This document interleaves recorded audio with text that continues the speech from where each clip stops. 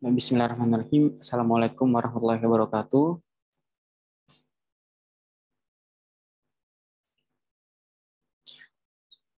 Selamat datang teman-teman semua di pertemuan kali ini ya. Kita akan membahas terkait introduction dan instalasi Jupyter Notebook. Jadi di sini kita akan sama-sama belajar terkait bagaimana cara menginstal Jupyter Notebook di laptop teman-teman masing-masing gitu ya. Dan juga nanti kita akan ngebahas sedikit terkait apa itu Jupyter Notebook dan apakah kita dalam membuat sebuah model machine learning nanti itu hanya bisa menggunakan Jupyter Notebook ataukah kita bisa menggunakan tools lainnya gitu. Dan nanti juga kita akan membahas sedikit terkait Google Collaboratory juga ya.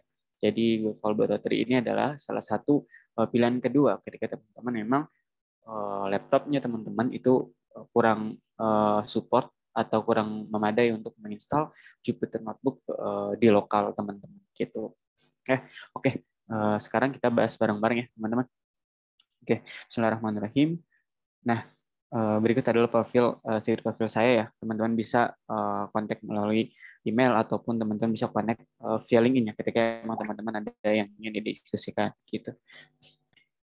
Nah, sebelumnya di sini apa itu Jupyter Notebook? Nah, mungkin sebagian teman-teman di sini udah ada yang tahu terkait apa itu Jupyter Notebook gitu. Nah, namun di sini untuk yang teman-teman yang belum tahu, saya akan sedikit jelasin terkait apa itu Jupyter Notebook.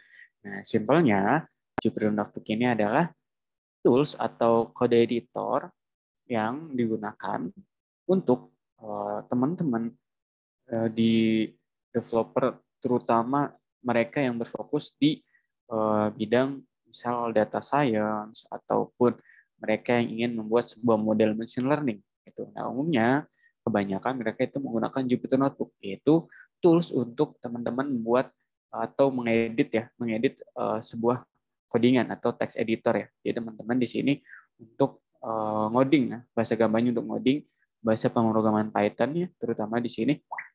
Nah, jadi teman-teman di sini menggunakan yang namanya Jupyter Notebook ya. Nah, nanti teman-teman bakal menggunakan ini nih untuk di kelas-kelas berikutnya nanti gitu.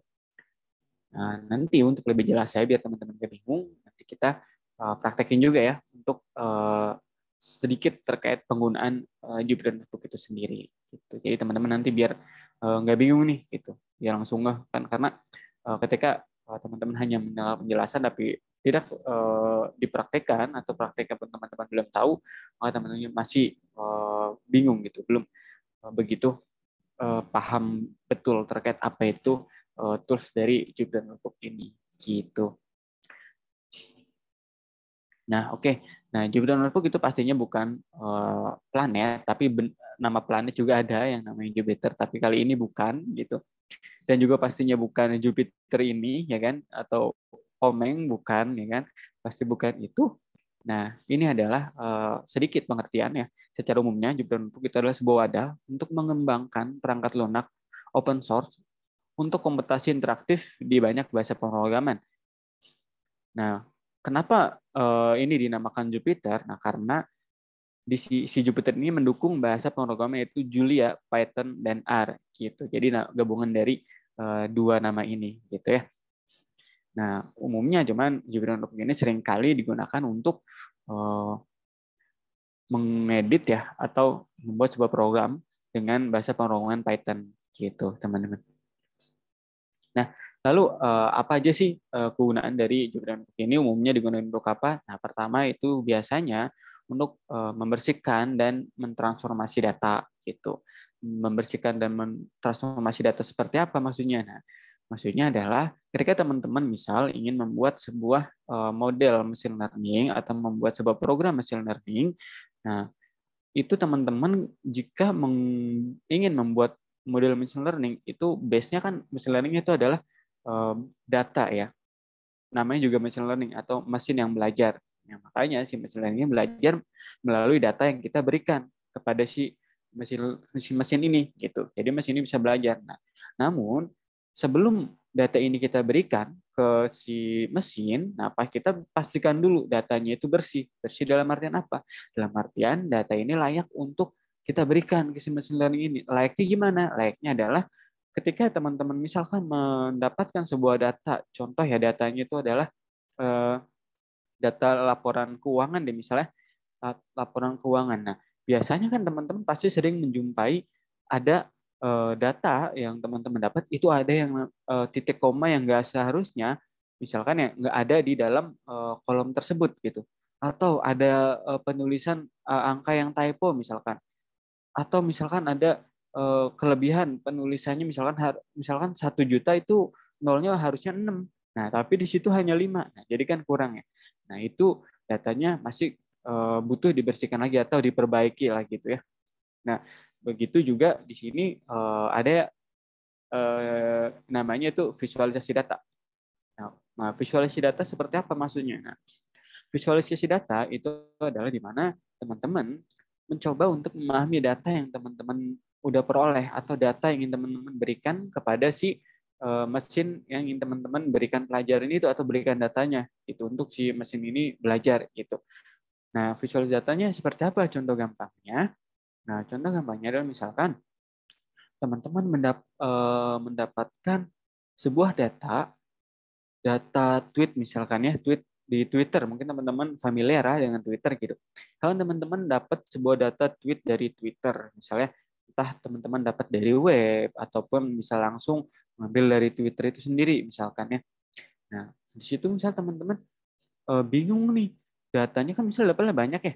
Dapatnya banyak misal ribuan gitu. Kalau hanya 10 data, mungkin teman-teman bisa dengan mudah membacanya. Misal teman-teman bisa tahu nih dari 10 data tweet ini saya bisa lihat nih bahwa ada salah satu tweet yang itu kata-katanya kurang baik. Nah, kayak gitu. Jadi terus selebihnya ada yang netral nih. Misalkan dari 10 itu ada yang netral, ada 5, lalu 4-nya itu ada yang positif untuk kata-katanya gitu kan. Nah, kalau data sedikit, teman-teman mudah untuk memahaminya, ya kan? Nah, tapi ketika datanya banyak, teman-teman coba bayangkan gimana cara teman-teman untuk mensortir atau memahami data tersebut sebegitu banyaknya gitu kan, disortir satu-satu. Nah, itu kan jadi bingung ya. Nah, inilah fungsi visualisasi data gitu. Dan disinilah kenapa Jupyter juga digunakan untuk visualisasi data gitu. Dan jadi sini visualisasi data itu adalah tujuannya untuk ke sana juga, dan contohnya adalah misalkan teman dapat sebuah data tweet, nah terus teman-teman pengen lihat nih kira-kira ada berapa sih tweet yang teman-teman dapat itu yang masuk ke bagian yang negatif, misal kata-katanya, terus yang masuk ke bagian yang positif, dan yang bagian yang netral. Nah, maka teman-teman di situ menggunakan namanya visualisasi data. Jadi teman-teman nggak perlu melihat satu-satu. Gitu. Misalnya contoh teman-teman gunain visualisasi datanya itu menggunakan ini apa chart misalkan ya, kayak bar chart gitu. Nah, itu kan lebih mudah ya. Jadi misalkan bar chartnya ada 3. Ada 3. Pertama itu dia yang sentimennya itu atau kata-katanya termasuk ke dalam negatif misalnya, terus ada yang ke dalam positif, terus ada yang dalam netral. Jadi lebih mudah untuk membacanya gitu. Atau mungkin teman-teman coba gunain ini apa pie chart misalkan ya. Nah, itu teman-teman juga jadi lebih mudah lagi gitu. Intinya lebih gampang untuk membaca sebuah data. Nah, itulah visualisasi data gitu. Nah, terus kemudian poin ketiga biasa digunakan untuk machine learning. Dalam arti ini adalah membuat sebuah machine learning gitu. Nah, seperti yang tadi di awal dari mulai membersihkan data, visual data. Nah, itu kan tujuannya untuk memberikan data itu kepada si machine learning ini atau mesin yang belajar ini gitu. Nah, umumnya Jupyter Notebook ini itu juga digunakan untuk membuat sebuah machine learning gitu ya. Nah, nanti untuk lebih jelasnya teman-teman nanti bisa langsung praktekin bareng-bareng nih setelah ini ya. Cuman untuk saat ini kita belajar dulu terkait bagaimana cara menginstalnya dan gimana cara menggunakan Jupyter Notebook itu sendiri gitu. Oke, lanjut ya. Nah, sini tahap instalasi. Instalasi cukup mudah teman-teman. Sebenarnya teman-teman tinggal download, habis itu tinggal tekan enter, enter, next, next aja lah. Kurang lebih gitu ya. Sama seperti teman-teman install aplikasi pada umumnya gitu. Jadi nggak terlalu ribet-ribet banget gitu. Nah, untuk instalasi Jupyter Notebook juga itu tergantung dari operating system apa yang teman-teman gunakan. Apakah teman-teman menggunakan Windows atau menggunakan Mac OS atau teman-teman menggunakan Linux gitu. Nah, itu beda-beda caranya. Ya, mungkin teman-teman yang emang udah menggunakan Linux pasti paham untuk menginstal aplikasi yang pada umumnya gitu ya.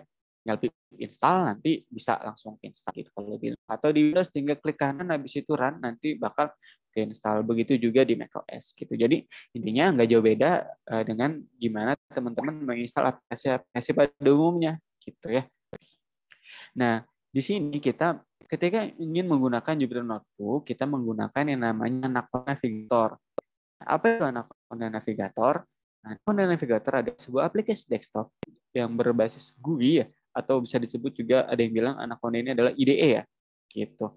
Nah, terus di sini ya di dalamnya itu adalah ada beberapa text editor gitu atau code editor di dalamnya itu yang biasa digunakan oleh teman-teman programmer di mana ini bisa memudahkan teman-teman programmer untuk membuat sebuah program gitu. Karena di dalamnya itu ada beberapa code editor atau text editor ya. Di antaranya ada Jupyter Notebook, ada RStudio, ada Visual Studio Code juga di dalamnya gitu. Terus ada apa? Yang lainnya juga gitu ya. Oke, lanjut ya. Nah, ini adalah halaman pertama ya atau website dari Anaconda gitu. Jadi untuk teman-teman bisa menggunakan Jupyter Notebook, teman-teman cukup download Anaconda itu dan menginstalnya. Nanti dalamnya udah otomatis terinstall yang namanya Jupyter Notebook gitu. Nah, teman-teman bisa mengunjungin websitenya di alamat berikut gitu. Nah, nanti teman-teman tinggal download aja gitu. Nah, ketika memang teman-teman bingung ada tombol download di mana ya. Nah, sebenarnya di sini ada, tapi ketika teman-teman ingin memilih downloadnya itu misalkan 32 bit atau 64 bit, nah teman-teman tinggal scroll aja ke bawah. Nanti teman-teman bakal nemu tampilan seperti ini gitu. Nah, teman-teman bisa milih, tinggal klik aja nanti gitu ya. Nah, ketika teman udah klik udah download, nah untuk Windows teman-teman cukup double klik aja gitu Anaconda yang udah teman-teman download atau di klik kanan. Habis itu teman-teman run gitu. Nah, nanti akan muncul pop-up seperti ini. Pertama akan seperti ini, teman-teman tinggal klik next. Habis itu klik agree aja. Nah, habis itu ini juga next aja. Nah, ini teman-teman juga klik next aja gitu. Default aja dulu gitu kan. Nah, karena ketika teman-teman ingin coba setting ini itu tergantung dari kebutuhan teman-teman sebenarnya. Tapi untuk default aja itu udah cukup ini ya cukup baik lah, nggak perlu untuk dirubah-rubah dulu. Nah selanjutnya teman-teman udah tinggal next lagi aja nih, tinggal klik install, abis itu nanti teman tinggal tunggu selesai instalasinya, gitu. Terus kita muncul seperti ini, komplit. Nah teman-teman tinggal next aja, abis itu next lagi. Nah abis itu finish, selesai. Nah ketika udah selesai terinstall, teman-teman tinggal ketik Anaconda di sini, nah, maka muncul di sini di kolom pencarian itu ada Anaconda Navigator. Nah, teman-teman klik aja gitu. Tinggal klik nanti bisa langsung muncul tampilannya seperti ini gitu. Nah, di sini teman-teman bisa ngecek dari sisi apakah Anaconda teman-teman sudah terinstall. Nah, caranya itu adalah dengan Anaconda Minvi. Nah, ini sekalian juga bisa mengecek dari versi Anaconda yang teman-teman udah install, udah versi keberapa gitu ya. Oke, lanjut. Nah, setelah install teman-teman udah buka, maka dalamnya ada beberapa code editor nih atau text editor ya. Di antaranya ada Jupyter Notebook, terus Visual Studio Code, ada juga Spider gitu. Nah, sebetulnya di sini juga ada nih yang namanya RStudio gitu ya. Sebentar saya tunjukin ya untuk realnya. Sebentar, saya kebetulan sudah buka untuk Anaconda-nya. Nah, ini teman-teman. Nah, jadi ini adalah tampilan awal dari Anaconda Navigator. Di sini ada Jupyter Notebook, ada Jupyter Lab, ada IBM Watson on Studio Cloud, ada Datalore, di sini ada Qt Console, ada Spider, ada Visual Studio Code, dan juga ada RStudio, terus ada Orange, ada PyCharm. Nah, cuman di sini kita lebih fokus untuk menggunakan Jupyter Notebook ya teman-teman ya. Jangan salah ya. Jadi teman-teman kliknya yang ini, bukan yang ini. Karena ini logonya hampir mirip ya, gitu. Nah, teman-teman nanti gunain yang ini ya, gitu. Oke ya.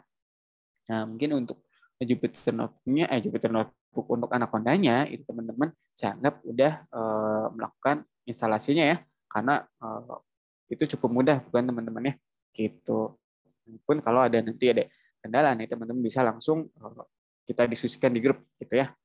Oke, kita lanjut. Kita sekarang udah selesai nih install Anaconda ya. Selesai install Anaconda. Oke, kita coba pahamin dari sisi ininya, Jupyter Notebook-nya ya. Sebentar, saya coba siapin dulu untuk Jupyter Notebook-nya ya. Oke. Bentar.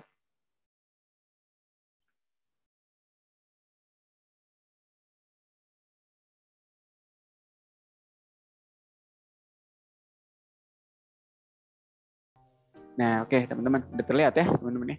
Nah, ini adalah tampilan awal ketika teman-teman klik Jupyter Notebook di Anaconda gitu. Ketika teman-teman klik Jupyter Notebook, maka tampilan awal Jupyter Notebook akan muncul seperti ini, teman-teman. Gitu ya. Nah, ini kebetulan saya ada beberapa project yang sudah saya simpan gitu ya. Nah, namun sekarang saya pengen coba ngajarin teman-teman untuk gimana tahap awal dalam penggunaan Jupyter Notebook ini gitu ya. Oke. Nah, untuk teman-teman ketika pengen menggunakan Jupyter Notebook, saran saya teman-teman membuat folder terlebih dahulu biar rapi gitu. Jadi pun ketika teman-teman ingin mencari data dari codingan teman-teman itu lebih mudah gitu. Misal sekarang kita kan sedang latihan tahap awal penggunaan Jupyter Notebook. Nah, maka teman-teman saya sarankan untuk membuat folder dulu. Nah, gimana caranya? Teman-teman bisa klik di bagian ini, bagian new. Nah, di sini ada pilihan, di sini ada pilihan untuk membuat sebuah file Python 3 atau file txt file atau membuat folder, atau teman-teman di sini bisa membuka terminal dari Jupyter Notebook-nya gitu. Cuman kita nggak menggunakan terminal kali ini. Jadi ada beberapa hal yang mungkin teman-teman nanti akan membutuhkan terminal ini ya. Tapi untuk kali ini kita belum menggunakan terminal ini dulu. Yang kita gunakan di sini ada Python 3, teks file yang berformat Python 3. Lalu kemudian folder ini. Text file mungkin teman-teman udah paham ya. Text file itu seperti kayak teman-teman bikin file di Notepad gitu. Nah, itu text file. Jadi .txt nanti formatnya gitu. Nah, oke, sekarang kita bikin folder dulu ya. Kita bikin folder. Nah, ini kan ketika kita klik folder gitu kan. Nah, di sini langsung muncul nih foldernya untitled folder. Nah, pertanyaannya pasti teman-teman juga belum ini ya, mungkin yang masih asing bingung gimana cara merubahnya ya coach gitu. Nah, cara merubahnya adalah teman-teman klik di bagian ini, pastiin di sini udah muncul checklist, habis itu nanti di sini bakal muncul ada tombol rename. Di sini ada move untuk memindahkan, di sini ada hapus untuk menghapus folder atau file ya teman-teman. Nah, sini kita ingin rename nih. Kita klik sini rename, kita ganti namanya. Kan di sini belajar ya, belajar Jupyter Notebook. Jupyter Notebook. Oke ya. Kita rename, selesai. Oke, foldernya udah kita buat nih. Nah, baru kita masuk ke folder ini. Tinggal klik 2 kali aja, habis itu teman-teman masuk di folder yang teman-teman buat, baru teman-teman membuat file Python 3-nya gitu. Nah, caranya teman-teman tinggal klik new, habis itu teman-teman Python 3. Nah, nanti langsung dia muncul untuk file Jupyter-nya gitu, atau file Python 3-nya. Di sini udah muncul, dan ini teksnya atau nama filenya itu masih untitled. Nah, kita rubah ya, kita rubah. Ini kita rubah, teman-teman cukup klik aja di sini, habis itu nanti bakal ada pop-up gini. Nah, teman-teman tinggal rubah nih. Rubahnya misalkan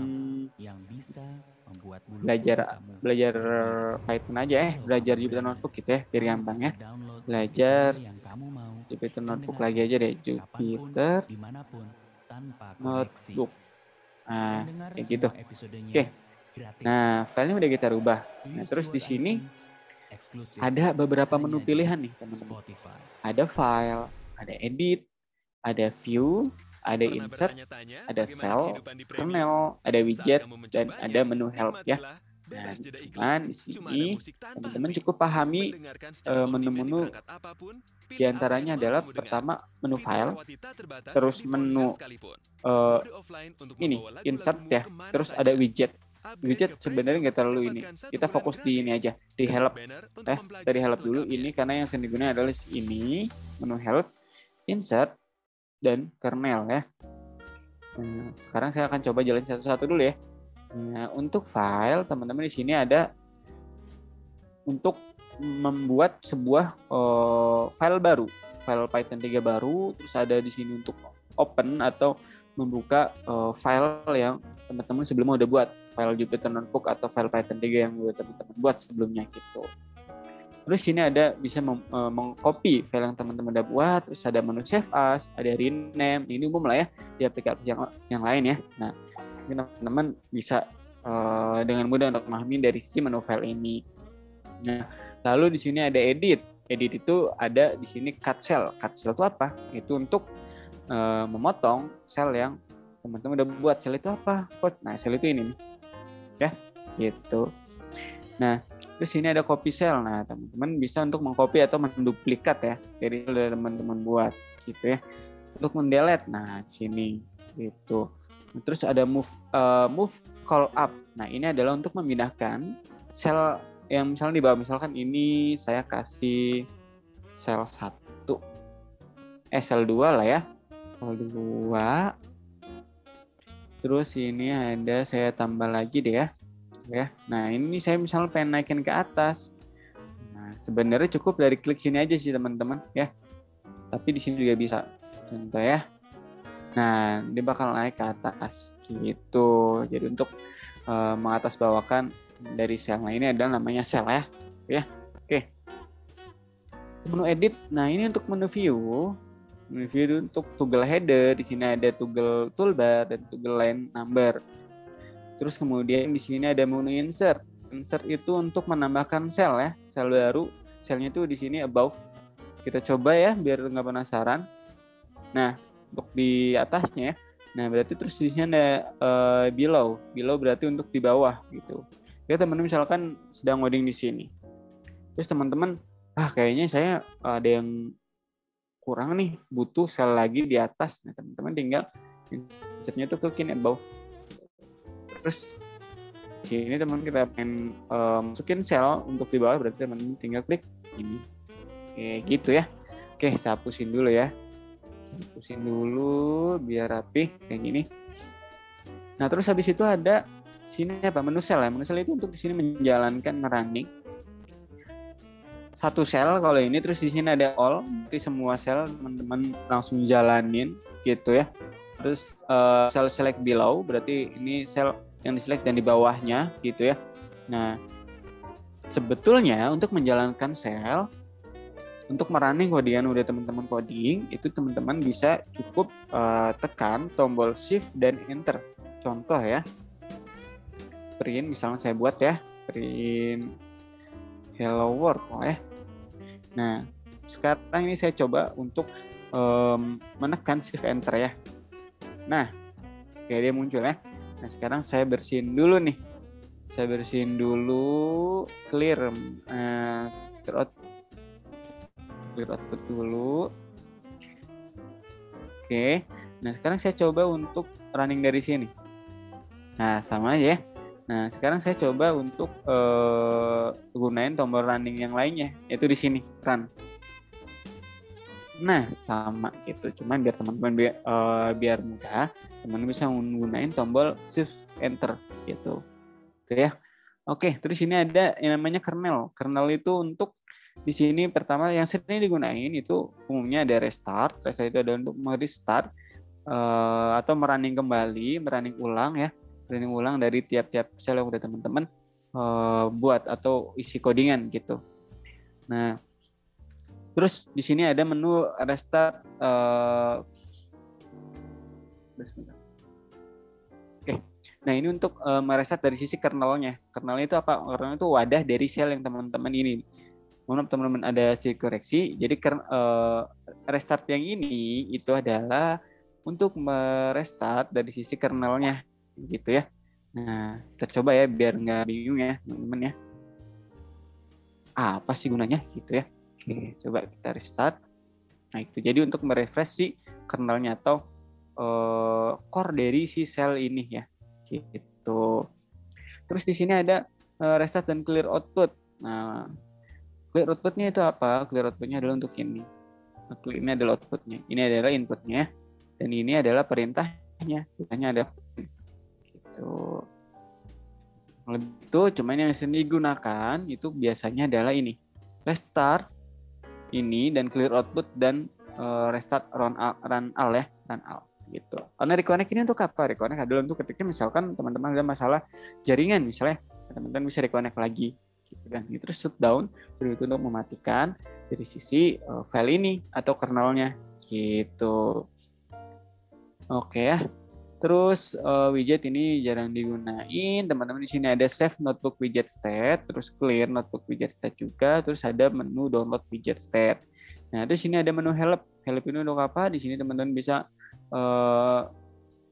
apa ya? Bahasanya. Teman-teman bisa mencari bantuan ya terkait penggunaan dari sisi Jupyter Notebook itu. Nah, di sini ada menu keyboard shortcut. Jadi ini yang sering saya gunain sih ya, menu help ini. Saya mencari tahu shortcut yang ada di Jupyter Notebook ini gitu. Nah, di sini ada nih kumpulan-kumpulannya ya. Nah, gitu. Jadi teman-teman nanti bisa nih untuk coba cari apa yang teman-teman butuhin. Nah, teman-teman nanti kalau udah hafal kan enak ya, jadi lebih cepat untuk ngodingnya kalau menggunakan shortcut gitu atau jalan pintas ya, bahasa gampangnya. Gitu. Oke. Mungkin untuk pengenalan adalah menunya itu sampai situ. Terus ini juga kurang lebih sama ya. Ini untuk menu save-nya. Udah nge-save, tapi sebetulnya ini udah nge-save otomatis ya teman-teman. Udah auto save gitu. Tanpa teman-teman harus khawatir. Nah di sini ada native-nya. Kita ya auto save. Nah ini menu untuk menambah sel baru ini untuk memotong atau menghapus sel yang teman-teman nggak mau atau teman-teman misalkan nggak kepake ya udah. Contohnya kita klik ini, nah di sini ada untuk duplicate, gitu ya, untuk mengcopy dia. Nah di sini untuk pastenya, gitu. Ini untuk ke atas, ini untuk ke bawah, gitu. Ini untuk ngerun, ini untuk stop, nah ini untuk nge-restart, gitu ya. Nah ini adalah untuk menjalankan restart dan run all dari seluruh sel yang teman-teman buat, gitu. Oke, nah terus sini ada pilihan nih. Teman-teman pengen merubah misalkan ini teman-teman kan ini masih bentuk dalam code ya. Selnya itu khusus untuk codingan. Jadi ketika teman-teman ngetik kayak gini, itu bakal error. Gitu. Nah, ini karena apa? Karena khusus untuk codingan. Jadi harus ada perintah. Gitu, harus ada perintah kayak ini contohnya. Hello world ya. Ini. Jadi ada perintah print di sini, makanya dia nggak error. Nah, kita contoh ya. Kalau misalkan di sini kita kasih perintah print, terus buka kurung, ini tanda petik 1, petik 2, ini. Nah, ini nggak error karena ada perintahnya. Nah, ini khusus untuk membuat atau ngedit codingannya atau code editornya. Nah, ketika teman-teman pengen nulis buat teks, maka teman-teman bisa gunain yang namanya Markdown. Nah, coba kita bikin Markdown ya. Nah, kita coba bikin tulisan asal gini, apakah error? Nah, enggak. Ya, gitu. Karena ini khusus untuk teks gitu. Jadi nggak akan error walaupun nggak ada perintah. Walaupun ada perintah, di sini akan tetap dianggapnya teks, bukan perintah codingan. Jadi nggak akan error. Gitu. Oke. Nah, terus di Markdown ini itu ada penggunaan tanda pagar yang di mana ini berguna untuk membuat heading atau judul, terus subheading atau subjudul ketika teman-teman ingin membuat sebuah deskripsi dari codingan yang teman-teman buat atau program teman-teman buat. Ya. Contoh ini saya coba katasin dulu ya. Nah, saya coba gunain Markdown di sini. Saya bikin judul atau heading. Ini adalah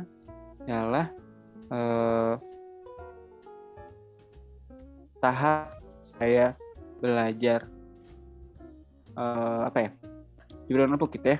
Tahap awal ya, tahap awal saya belajar Jupyter Notebook.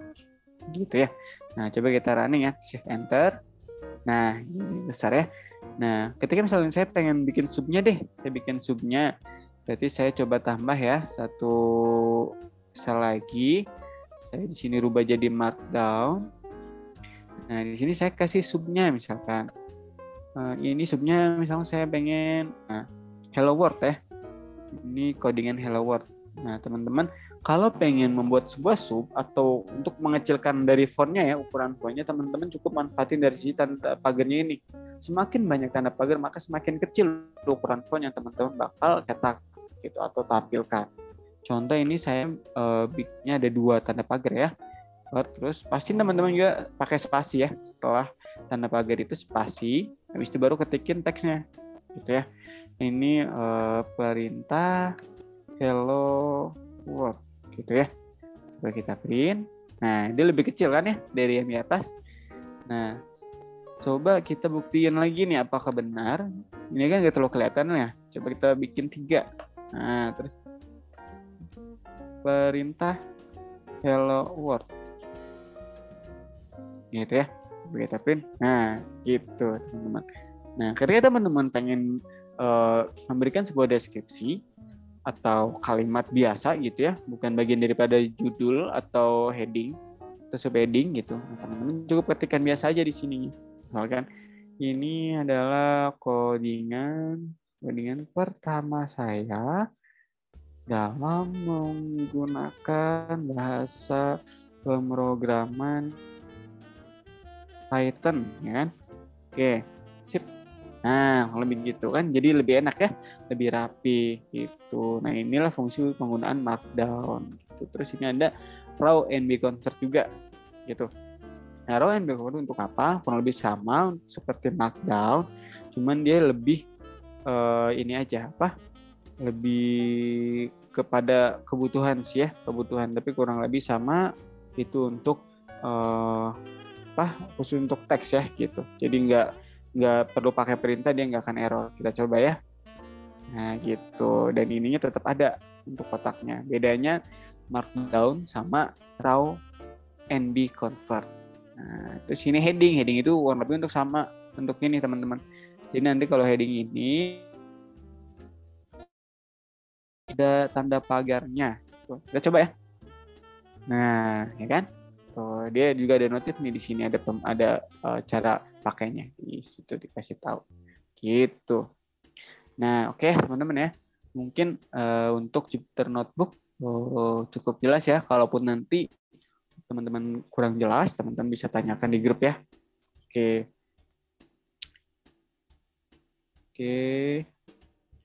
Mungkin kita lanjut ke slide berikutnya ya. Coba kita lihat. Sebentar. Oke, kita ini udah.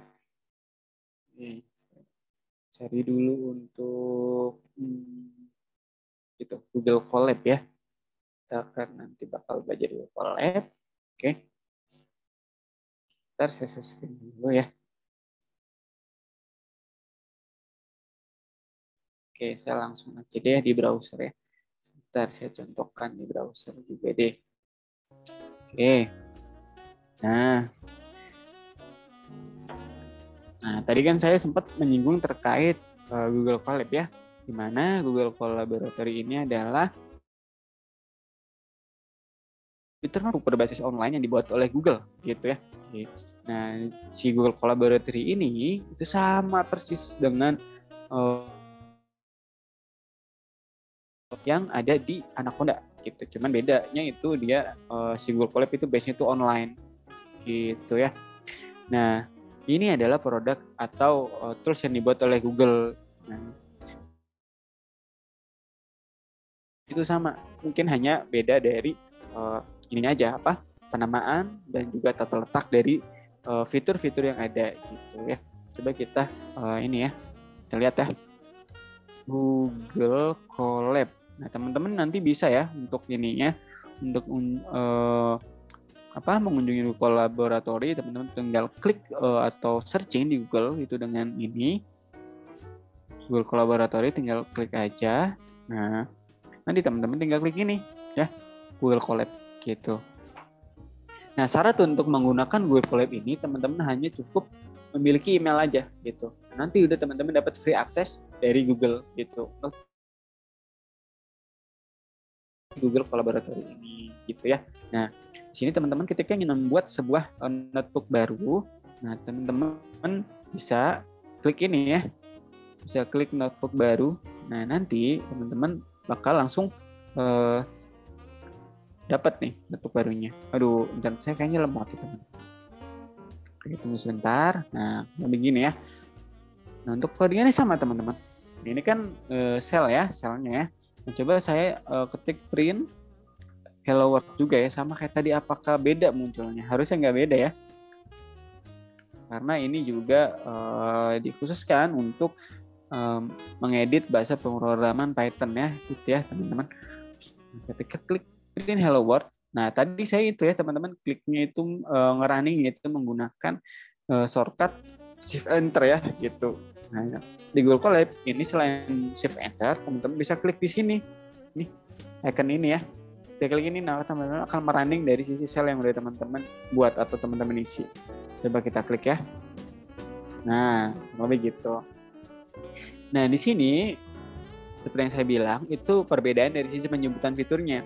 Nah, kalau tadi di Jupyter Notebook itu sebutannya itu code ya. Kalau ini kode, atau mungkin karena ini saya versi bahasa Indonesia ya kali ya, jadi ini kode, tapi kurang lebih yang ini sama ya, code berarti ya.